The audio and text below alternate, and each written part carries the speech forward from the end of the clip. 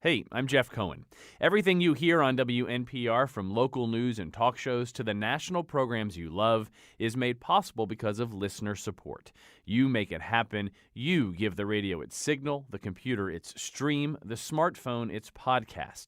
You make it so we can reach you wherever you are. We love that you listen, but we also need your dollars. Go to WNPR.org and click on Donate in the upper right-hand corner. Thanks for helping out.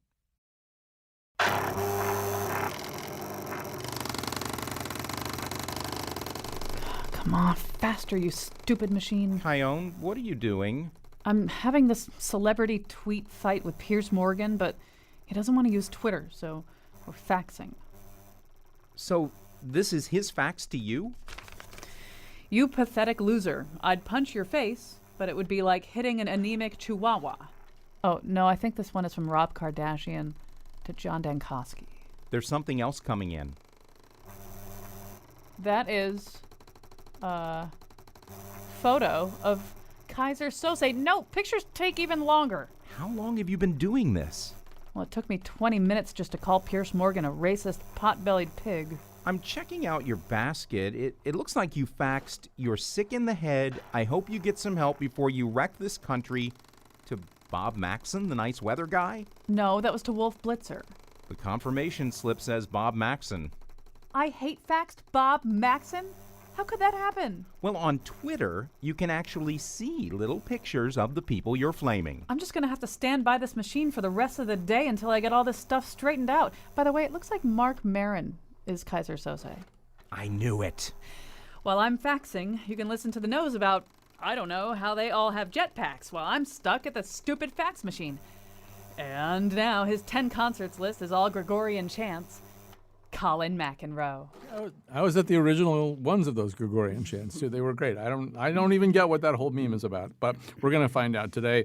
Joining us for the news are a scholar of modern literature and, of course, entertainment impresario in the bright lights of Collinsville, Rebecca Castellani.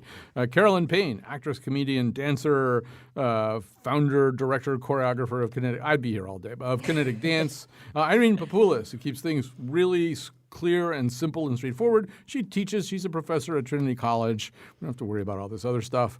Although she's the inventor of the Papoulian through line, which we actually use on the nose. So she actually has a concept named after her, and that's very impressive. All right, so we're going to begin by talking. Well, actually, let me tell you, later in the show, we are going to talk about a celebrity dispute, which, rather than being resolved on Twitter, there was an attempt made to resolve it through the miracle of fax machines. And so we'll tell you about that a little bit later. We'll also tell you about an especially annoying to many people meme going around on Facebook that has to do with 9 concerts you've watched and one you haven't, or we'll explain this to you too. So not that you need that explained to you. Apparently, absolutely everybody has been tortured with this thing. So, but we're going to begin with 13 Reasons Why. It's also very much talked about right now. This is a Netflix series. It's produced by Selena Gomez, who's like 12, but apparently is now producing things. And so this is the story of a young woman who, having committed suicide, a teenager, a high school student who, having committed suicide, kind of from the grave, continues to torment and educate and attempt to seek justice from all kinds of people that she dealt with while alive. I don't know if is that a good description of it? I don't know. Is it a reasonable? Well, she does it via the cassette tapes, yes, too. That's very so important. She records 13 cassette tapes, each directed towards a specific person who wronged her. So each person gets their own tape, which is where the side of a tape. Yes, a side of your tape. Yep. Welcome to your tape. That whole meme, if you've been seeing that floating around, that's where that came from. I have problems even remembering the title of this because I keep wanting to start at 13 ways of, and then I realize it's not a Wallace Stevens poem. All right, so I guess maybe the first thing we should do is address the controversy about this, and then maybe we can get into the aesthetics of it in a secondary way. So the controversy has to do with the fact that this does attempt to kind of have it both ways. This is very much about the tragedy of a young woman who takes her own life, but she's in the story very much through a series of flashbacks, but almost almost Hamlet ghost kind of presence, constantly kind of nudging the action along. And the other thing, Carolyn, that I think it adds intentionally to the confusion is I don't think there's ever been a series that uses jump cuts quite as ruthlessly and relentlessly as the thing does. You're staring at a frame and suddenly, pop, you're in a slightly different frame. The lighting hasn't changed very much, but in fact, you're either pre-suicide or post-suicide. Right, and one of the ways that I think they've cleverly marked that, in case you're completely lost, is that Clay, the lead character, has the cut on his forehead. Right. Yeah. So you're aware of present time. I realized they had to do that because otherwise it would have just been a very confusing mess. So that does help you know whether you're post-suicide or pre-suicide. All right, actually, let's hear a little clip from the series before we delve deeper into it. I believe what we're hearing here is one of those self-same cassettes. Here we go.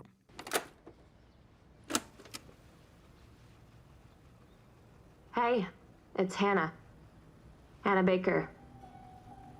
Holy Don't adjust your whatever device you're hearing this on. It's me. Live and in stereo.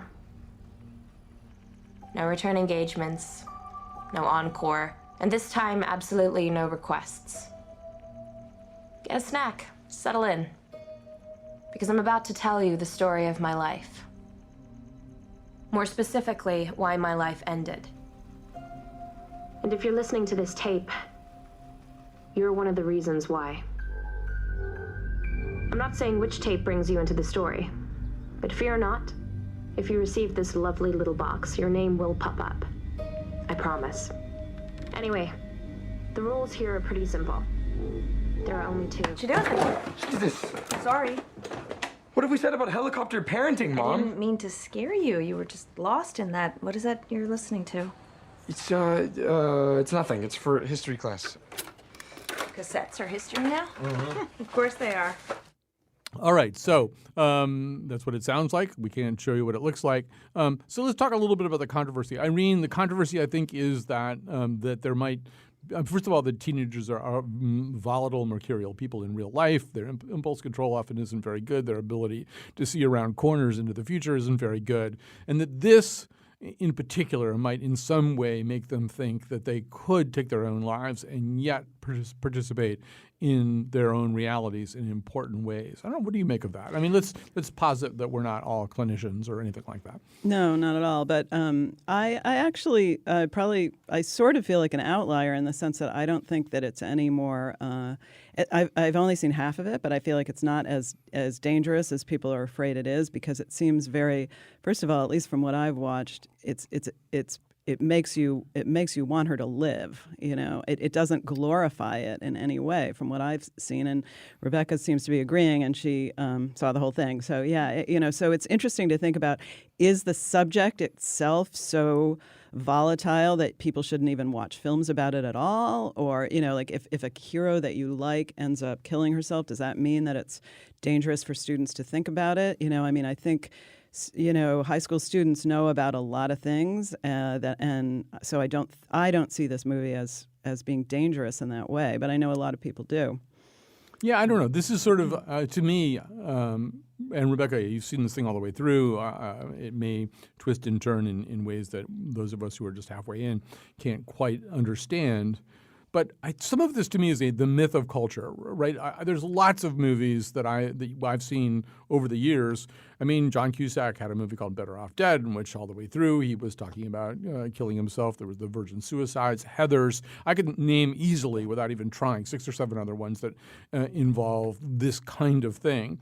And maybe it's dealt with a little bit differently in this, but I wonder if it's more that we live in an age where people think of things triggering other things. Definitely. I mean, the word trigger wasn't really in our cultural vernacular until just really last year, I think. For me, I think that this show, compared to the other ones you're talking about, I'm very attracted in a really perverse way to dark television shows. So when I saw this, I'm like, oh, this is dark, right? My other favorite show is The Leftovers. Like, I really like dark, bleak television shows. I find it cathartic.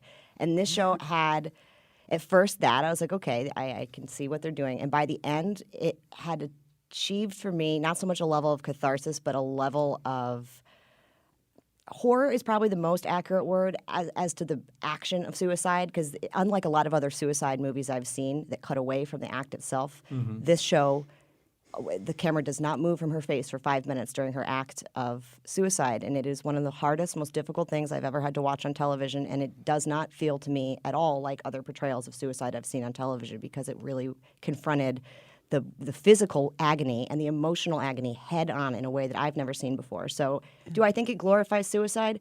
No, I think the suicide itself and the way it's portrayed was horrific. It doesn't look sexy or romantic or appealing to me at all. I think the act of the tapes and making a suicide note that's somewhat interactive and continues to live past her, that to me I could see why professionals are a little more worried about that act of trying to calling out all the people that wronged you, that could be a little attractive to a 16-year-old that's feeling really alone, versus, a 26-year-old watching it knowing that life goes on. Yeah, and also the idea that it's their fault somehow, Yes, as opposed to some internal thing with her. So Right. she was just like a lovely, open, cheerful young Yes. woman, and then it was all their fault. Well, I think the ultimate message a little bit bothered me in the sense that they're trying to say, be nice to people, do better, be better, as opposed to saying, this is a young girl that was failed by a system, and it's not necessarily on the world to be better, because the world is a bad place. There are still bullies when you're an adult. It's how we help somebody who's struggling with Absolutely. these feelings. I think one of the things that struck me, it's around episode 3 or 4 on the tape, she talks about the butterfly effect, Yeah. which is that if a butterfly flaps its wings in a certain Yep. place at a certain time, it can, cause this windstorm miles away. And I think that that's the danger of what this show does with how it deals with suicide and how, her suicide, she left these tapes, this like epic suicide note that is interactive in some ways, because it's like she left this butterfly effect. And that for kids who are struggling, I think that part of the idea is that they want that revenge. They would want other people to feel so deeply and to have this effect. And I think this show makes it appear that this would be your resolution in some way. I totally agree with you, but the irony is she's not there to get any of that. Exactly. She's dead. Exactly. So But like it makes this you want her to get it in real life. It sort of makes you. You do that's want why it the show's to so be frustrating. her. You want her to live, just And as you you think said. she the could, whole show, yeah. you're like, maybe she's not dead. Maybe Yeah. this is just an exercise, and she's run away, and she's and from the first opening moment that she's dead. She is not alive. That is established, and yet the brilliance of it is that the whole time you're like, come on, guys, like you could Yeah. save her. She's right there. Help her. I want to shift over a little bit to the aesthetics of it in a second, although I do want to say, I think watching things with other people is really important. I know Yes. I did- watched this with a 15-year-old boy. He's a family friend, a good friend of mine, and so he's close to the age of the characters of these kids. And I didn't watch all of it with him. We watched part of it, and it was fascinating to see through his eyes. And this is a kid who had been bullied, who has gone through some of that. I was relieved that his takeaway was, well, I don't understand why she would kill herself, and just how he saw the different characters and how he related to who they are in his high school existence and everything.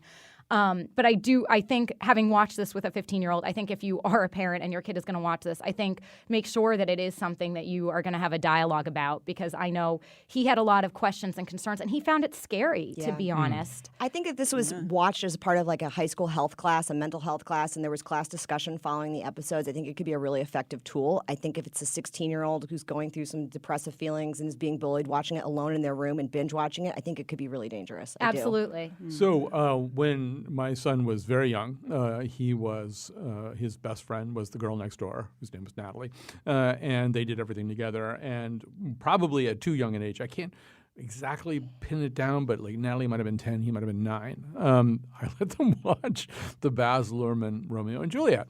And of course, Romeo and Juliet, we know how Romeo and Juliet ends. And so my son, who's like kind of has a little bit of a tendency to talk in a very kind of pressured way when he gets nervous or upset about something, he's watching the ending unfold. He goes, I can't believe that. I can't believe this is happening. I mean, would you just kill yourself because somebody else was dead? I would never kill myself because somebody else was dead. You can't do that. You don't want to kill yourself just because another person's dead. And Natalie said, but they died together. And I thought, I hope that's not sort of a gender thing, But I mean, it is the truth is we do, to a certain degree, romanticize the tragic aspects of suicide. I mean, Romeo and Juliet does that, right? It's a horrible story in which you mourn the senseless loss of life of these two impulsive teenagers.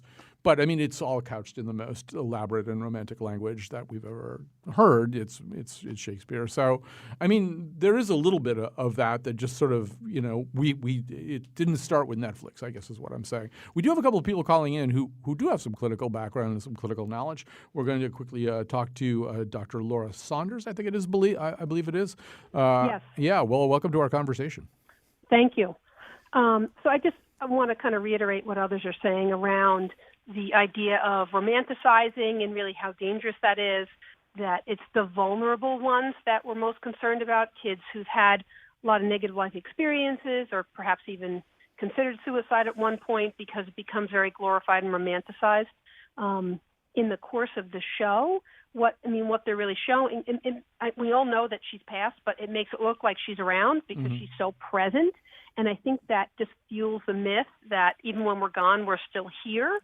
And so I think there's a lot of things, especially for vulnerable kids, that are potentially very dangerous about the show. And I think adults do need to be actively aware and involved.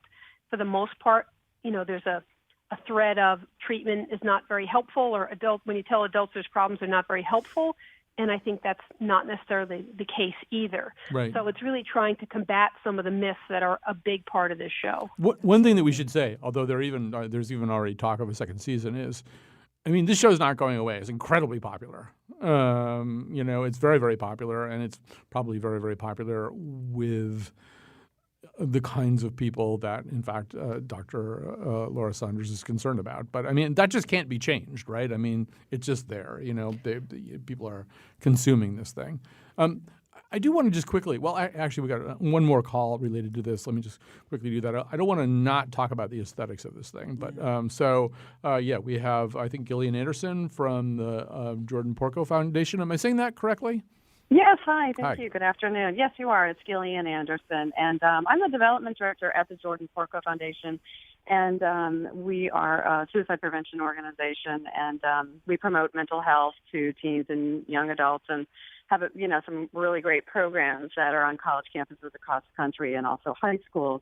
And I'm agreeing with a lot that you're saying. On one hand, there's a lot of younger teens and young adults that are so attracted to the show because it is touching on, I think, subjects that aren't talked about all the time, like sexual assault and bullying. But I don't, again, personally, I'm not a professional, but I do not think that they're doing it properly. And also on the same level with some of these younger kids, brain function doesn't really, add up until you're about 25 years old. They don't have the capacity for some of these things. And it is triggering some attempt survivors. So many are choosing not to watch the show just for that reason. Yeah, probably a good idea. Well, listen, thank you very much for your call, too. I don't want us to not, we can get, we can drown in all of that kind of stuff in there. We have just a limited amount of time left. Rebecca, you obviously were very captivated by this series. And I so far have not been. I mean, in fact, I wouldn't keep watching it were it not for all the buzz about it. And I feel as though I've seen this before. I feel like it is a lot of John Hughes movies that I've seen. And I recognize almost every type that I'm seeing. Yeah, the boy looks like a young Freddie Prinze Jr. Like from he does. Right? Wow. That's all I kept thinking. So tell me how it got you and how it transcends the genre of misunderstood high school students? It's a great question. I don't know how articulately I can answer this because it does lag in the middle, and I found myself getting kind of fed up with the trope after a while, especially some of the episodes that don't feel as important or significant. There's a couple, instances where I'm like, really, girl? Like, this is a nothing issue. Like, this poor person does not need a whole tape for this. A passing note, like, hey, don't be a jerk would have been enough. But I think for me, it was a combination. Again, I don't know what this tells about my psychology, but like the sick desire to see it through and see how they handled it. And by the time I got to it, it was a couple weeks after it had been released. So I had been reading all these articles saying, it does there's been this controversy as to whether it's too graphic. So that was the main thing that kept me. I found the main actor, the young man who plays Clay, I found him very compelling as a protagonist. I think that they made a great choice having him be the person that everyone else has seen through. I thought the acting across the board was pretty solid. I really loved Kate Walsh's performance. She was stunning. But I agree. I mean, it's a teen show. It definitely has elements that appeal. It's got a soundtrack right out of the OC. It's good to write emo poems too, but that's about it. So I think the content for me was what drove me through it. Aesthetically, C minus. Right. So, but you're starting to binge it too, right? Yeah. I started it just yesterday. True to Noah's form, like leave it to the last minute. And this one, I was just mad at myself for that because I need to see this through.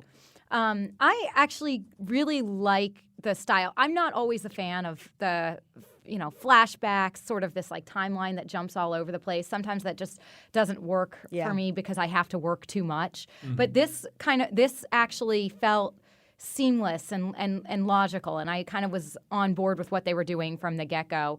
I think all of the acting performances are really, really good. I think the kids in this, the young actors, are spectacular. I'm very intrigued by the Tony character. Yeah. And Irene, I wanted to sort of mention something that I think Tony is the one who says, and that I do think has some of what is compelling about this, and it's part of your Papulian through line too, I think, which is that I think Tony says something like, you can never know what another person is thinking. Yeah. And I do think that, we forget this. We spend so much time alone with our thoughts. The silences in our lives, in everybody's life, is just incredibly deep, right? And there's just things that you think all the time that you just never share with anybody. It would be impossible to live that way. And I do think this series kind of gets at that a little bit. Yeah, I agree, and I'm not really very interested in the suicide part of it, and I found my expectations were like almost zero for it, and I found that I really liked it, but I liked it because I thought the characters are interesting and the way that Clay, unrequited love and the passion and the sort of like attempt to figure out like who is she? I want to know who she is. And I was thinking, like, wow, imagine if she had just moved away and left those tapes. Like, for me, it would have been just as interesting, you know? And there would also be the possibility that they would get together and have a happy ending, at the end. But so I think so that's the storyteller, the emotional storytelling. And I mean, as a parent, my son is 21 now, but the way that he interacts with his mother was so... it just made me cringe, of course, how clueless the parents were. And but I thought that was really like, what? Oh, no, I'm just doing my history homework. Like, okay, honey, we'll make sure you're here for dinner. Was sort of, it made me cringe. And as the caller said, obviously not all adults are like that. Yeah. But many parents are that separated from kids. And I think maybe part of the appeal is seeing that on the screen for kids who don't feel as connected as they maybe should with adults. We have to go to a break right here. One thing I just do want to say about sort of the first part of our conversation is, I think one thing that we as adults do is we tend to worry about culture that we can see. We can see this and we can sort of see what it is. Our children spend a tremendous amount of time involved in, among other things, video games, which, like, I finally sat down and went through Grand Theft Auto with my son. I'm so sorry. Well, yeah, but he was playing Grand Theft Auto for a long time, and I didn't really, I read things about it, but, but that's the kind of thing that we don't do. I think people freak out about a series like this because it's a medium that adults can actually see and understand. And the good thing about it is, you can see it, you can understand it, you can talk to your kid about it. All right, we've got to take a break. It does help us during this little pledge break. Are we doing a pledge break right now? We're doing a pledge break right now. If you would consider making a pledge to this station. Indeed, we are back. Let me just quickly say that over the course of the show, it really would be great if you're thinking about pledging to the station. It's the last day of this 2-week pledge campaign. You're probably tired of it. We're tired of it, too. We're tired of doing it. But it's great if you do pledge during our hour. If there's things about this that you like, if you enjoy hearing three great wits and bon vivants, such as Carolyn Payne and Irene Papoulis and Rebecca Castellani, get together and talk about culture and things that are going on, it'd be great if you could consider pledging. It's 1-800-58 508-427-88. But you know that. The other thing is our rebroadcast of this will, as it has been for the last 100 days, air at 9 p.m. tonight. But then starting Monday, we're going to go back to 8 p.m. So I don't know if that's important to you. Or like if it's 9 o'clock right now and you're listening, or 9:30, you should understand we're moving back starting Monday. The 100 days are over. All right. So we don't usually on this show talk exactly about this kind of thing, but I do think it's interesting. And Carolyn is the person who surfaced this, as they say. And this is about, I will try to tell the story, unless you feel like that you can. You can go ahead. Okay, so in 2012, very sad, funeral of Whitney Houston. And at that time, apparently Dionne Warwick characterized Aretha Franklin as the godmother of that first of all said that Aretha Franklin was there at the funeral and also that she was the godmother. Then 5 years went by. 5 years, as one person writing about this said, that's like 3 Fast and Furious movies have come out. And 5 years later, Aretha suddenly decided, I guess, or she'd been brooding about it the entire time. First of all, she's not Whitney Houston's godmother, and she wasn't there. And so she wrote a long denunciation of this 5 years later, and then faxed it to the Associated Press, which raises a whole series of questions, including how does Aretha Franklin know the fax number of the Associated Press? And then nothing happened because nobody at the Associated Press ever checks the fax machine. So then she had to. So I don't know. There's something about this that's sort of this little strange. I mean, first of all, you have these two legendary. They're like the original divas, and then the fact that so. Then a fax in this day and age. I wouldn't even know where to or how to send a fax, to be honest with you. And in the day and age of Twitter, where literally every day somebody takes to Twitter to express their beef with someone or something, that she took the time to write a fax and send it rather than going to Twitter or any other medium. It's just mind-blowingly terrific. And it somehow just... It's just my favorite thing that's happened in weeks, I think. Yes. Well, I'm being told that, first of all, your library may have a fax machine. FedEx and Kinko's, they tend to have fax. Where Aretha... Well, great. So everyone Aretha that I'm mad at, yes. expect a fax. I'm Right, headed to Kinko's exactly. right after this. But where should you expect your fax? Where will it come? So, and you have a reaction to this? Oh, I mean, the internet is currently obsessed with this whole idea of pettiness, and I think this just about sums it up. Talk about someone really just letting something simmer for a long period of time and then deciding, you know what, now is the time I'm going to act on this. That's the other element that 5 years She sat later. on this for 5 years, either stewing about it or forgetting about it until, if she forgot about it, okay, fair enough, but why bring it up? But if she's been really just stewing this for it's 5 years, all I of a love sudden that. She heard the word godmother and was like, you know what? I Now's am not the time. godmother. I'm still mad about I have this. to take action on this. What a strange thing to really take offense. It's not like she said oh, that Aretha Franklin kind of overrated. It was an innocent remark about her. It was wrong. It was inaccurate. She considers it to be libel. Yeah. So that's the It's other amazing. mystery. But so Irene. First of all, I always feel a particular reaction lately when people make fun of old ladies. These two old ladies having a fight. Ha ha ha! It's so funny. Would it be as terrific? Would Carolyn have used the word terrific? It had been 30-year-olds. No, Yes, it it would have been terrific. Fax machine. If Lindsay Lohan had faxed Britney Spears, that would be even more terrific. That would Really? actually. Okay. Well, if she faxed it, yeah. I mean, because I could see. Siri didn't. Rebecca's Siri getting a doesn't fax get right it. now. But I think there's something also so poignant about because I saw in the a quote from Aretha that said we've never been because Dionne claiming to be friends with her, and she said we've never been friends, and I don't think that Dionne has ever liked me, and just that word, I don't think she liked me. Just I don't know, that just touched me. What she wants is to be liked, and it's I'm not liked, and so then that turns into simmering anger that she somehow felt she had to do something about 5 years later. Divas, they're just like us. Yeah, exactly. So just so we'll have time for the other thing, I quickly want to say my reaction to this is I think fax machines might make a comeback. And the reason I think they might make a comeback is everybody intercepts email communications all the time now, right? I mean, they're incredibly vulnerable. But I bet the NSA has no plan for you faxing stuff. Yeah. You know, if I were Edward Snowden, I would just fax stuff all the time. You know, 'cause it's like who would even know how to get a fax? You don't even know how to do a fax. I'm sure Someone should have told that to Hillary Clinton a couple years ago. Yeah, Fax that's all your right. dirty If laundry. If she had had a fax machine, We might not be here right We now. wouldn't have that 70-year-old man trying to use his thumbs to send Twitter. What you don't think we should do. We make fun of old people trying to use technology. All right, so we have to move on here. This is something that you guys really have to take over here, because I am like one of the few people in the world essentially untouched by this inescapable phenomenon. So, Rebecca, I'm going to have you kind of introduce it to us. Like, what is this thing, this listy thing? I don't know how this emerged. I truly didn't realize this was a global phenomenon, or at least an American phenomenon, until very recently. I thought it was just something circulating in my network, because I have a lot of musicians in my network working at Bridge Street, so I just kind of assumed it was something that was making the musician rounds. And at first, those were the people that were doing it. And then 24 hours went by. It was like the disease had spread, and then suddenly it's like my friends' mothers are doing it. And I was like, this is bad. So I guess the whole concept of it is you write on Facebook 9 bands that you claim to have seen, one of which you haven't seen. And then the idea being that your friends, based on either how well they know their life or know music, can sleuth out which one is the lie. So it's like a version of that 2 Truths and a Lie, but band related. Well, and who has that kind of money to be going to all these concerts?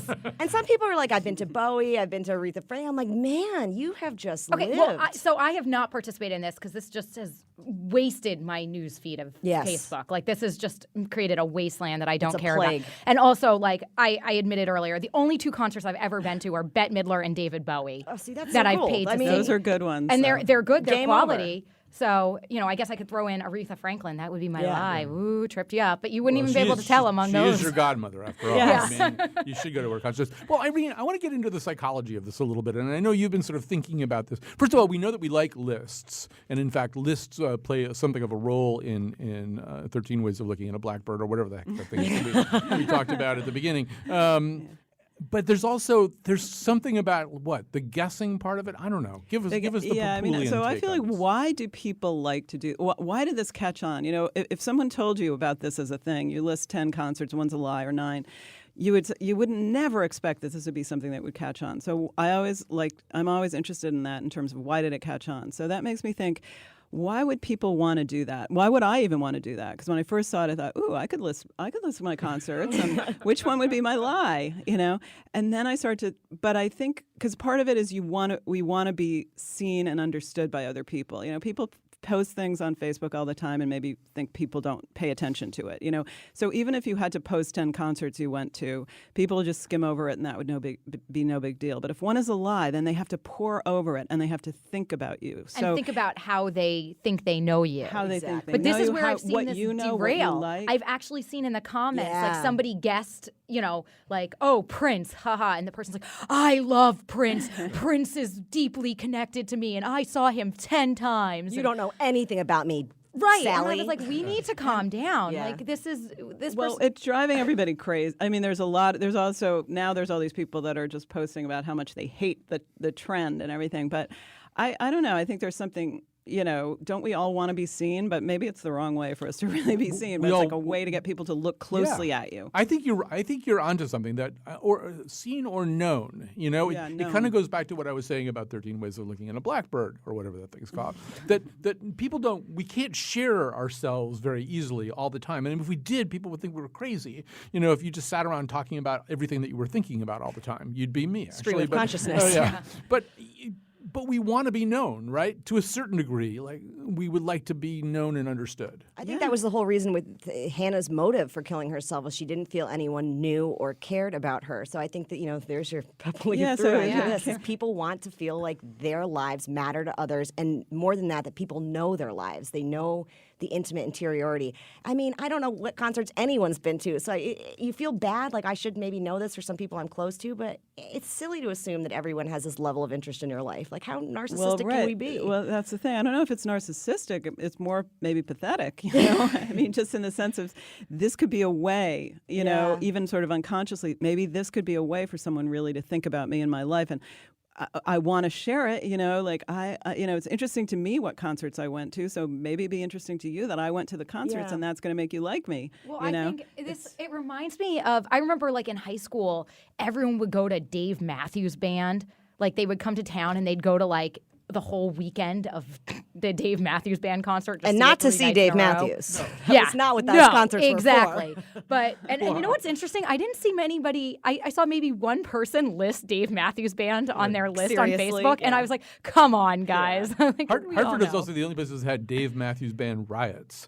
Like, it seems to me like Dave Matthews is this seems like a real oxymoron. Kind of adult content. But then people go to set cars but on go fires. through these lists. Like, nobody is listing that as a concert. No, but I just nobody wants to remember admit that, this concert culture when I was like in high school and college of that, everyone would brag about how they had gone to these shows. And it's just never something I cared about unless I was like in the front row and you're like having the sweat of that rock legend drip onto you. Yes. It's not, you may as well just see them on TV or hear them on the radio. To but me, it's the kind of thing that it's like, even if you had that, the sweat drip onto you, it's not really that interesting to other people who weren't there. No. You can tell them, but it doesn't really mean very much to say, "Oh, I had a great time at the concert." Yeah, Well, no good one for cares you. that Bowie winked at me with his hazel eye. We do have to take a break here, but can I tell my one story like that? That I posted this on Facebook this week. Maybe that's why I didn't get to do this whole other thing. So on the night of the day that John Hinckley shot Ronald Reagan, I was sitting down backstage at the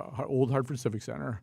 And Ted Nugent persuaded me to drink out of the same ginger beer bottle that he had been drinking out of, which I did look at the bottle and think, where has his mouth been today? But he did make me do this. So that's my story. All right, we have to take a break. We'll come back.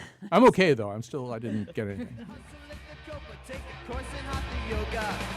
You will never offend when you follow the trend. Follow the trend, kids. Follow the trend, kids. The fun never ends when you follow the trend. Follow the trend, kids. Follow the trend, kids. The fun never ends when you follow the trend. You will never offend.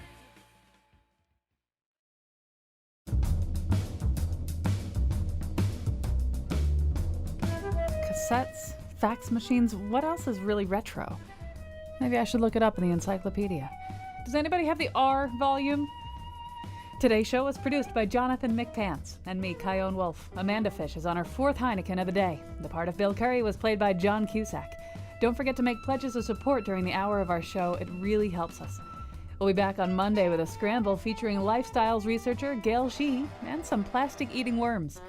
And now, back to Colin. There's something called a wax worm, which may save us from plastic pollution. We're not sure yet, but it apparently does eat. It'll eat like plastic bags and stuff.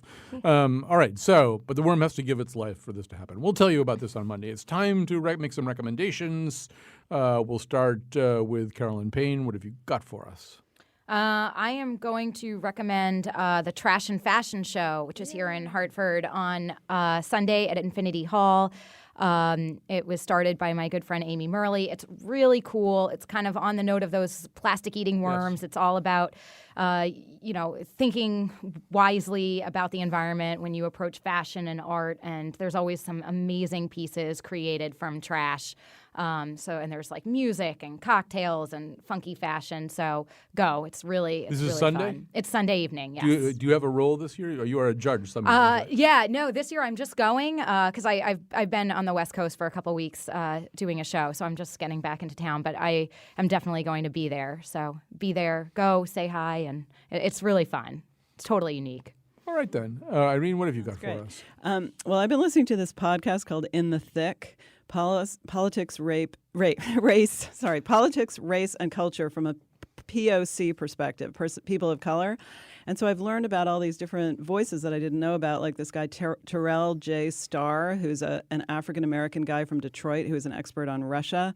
And I looked him up, and it said he's lately been Columbused by, more mainstream people, like people have discovered him. But I found him on this podcast, and they have all kinds of interesting people of color talking about the news.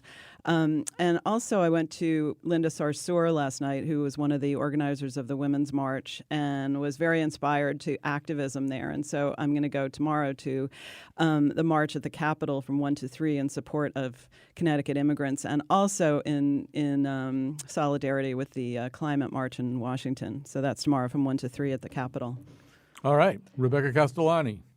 So I have a television show that just ended and a television show that just began. So I'll start with the one that ended. I'm very sad, and I don't think really a lot of people watch the show. You should. It's called Bates Motel, and the lead actor will just blow your mind. It's on A&E, was where it was airing. Almost all the seasons are on Netflix. So if you're looking for your next binge, Vera Farmiga plays Norman Bates' mother, and she just steals every scene she's in.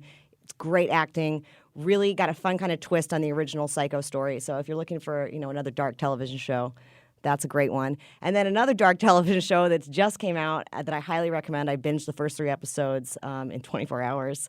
What is Margaret Atwood's Handmaid's Tale has just come to Hulu. Again, acting is superb. They've made some really interesting choices that deviate a little bit from the book. So again, I'll plug, please read it first and then watch the show. The show is great, but the book is really fantastic. The best bits of the show are when they quote directly from Margaret Atwood's original prose, and it just puts the hairs on your arms stand up. And it also feels very timely and tough to watch given our current political climate. So highly recommend Hulu, Handmaid's Tale, and Bates Motel, which is on Netflix. We recommend that too because next week The Nose is going to talk about The Handmaid's Tale on Hulu. We're going to be in Mystic, Connecticut at some kind of librarians festival, or the Connecticut Library Association. That's what it's called. It's not called some kind of librarians festival, as it happens. So anyway, we'll be talking about that, which means we'll have to figure out how to get Hulu or how to get the trial thing of Hulu or whatever. So Hulu's going to have a good 30 week. days free, so you 30 days all free. right. We should be okay. And it is a great book. It's been a long time. So to that end, I'll throw in one more thing, which is that on the Politico-based podcast Off Message, which used to be hosted by Glenn Thrush, who's gone on to great fame and now is impersonated by Bobby Monahan on Saturday Night Live. They have a new host. He's really good. But anyway, this week's episode includes a conversation sitting in a hotel lobby in Washington, D.C., within view of the Capitol and the White House between the host, Margaret Atwood, and actress Elizabeth Moss, who is starring in The Handmaid's Tale. And it's a really good conversation. And Margaret Atwood is just terrific in all the ways that you want her to be. I also am going to recommend a movie I'm sure I've recommended once before, if not twice before. But, watching 13 Ways of Looking at a Blackbird or whatever it's called, I find myself thinking of the movie Brick. Brick is a movie starring the very young Joseph Gordon-Levitt. It's very similar in tone. It is about the death of a girl, although not by her own hand in this case, death of a high school girl. But it explores the whole thing from a noir detective set of tropes, an L.A. noir style of looking at the whole thing. Joseph Gordon-Levitt is terrific. The people in the subsidiary roles, including an amazing performance by Lucas Haas, of all people, are terrific. It's one of my favorite movies, actually. So please, if you've never watched Brick, you can watch it. If you don't like it, you can blame me, all that kind of stuff. Okay, here comes some really nice people. Thank you, first of all, Carolyn Payne and Irene Papoulis and Rebecca Castellani. Here comes some nice people to ask you to support public radio. If you do it now, we kind of get a little bit more credit. So listen to what they have to say and then consider making a pledge if you like the kind of thing you've been hearing today. Working for public radio means I can't really afford to go see Springsteen or Coldplay or Nickelback. So my top 3 concerts that I've been to, and one is a lie list, is The Ice Cream Truck in Asylum Hill, Hartford, My Girlfriend Singing in the Shower, and Mozart at the Bojangles Coliseum in Charlotte, North Carolina.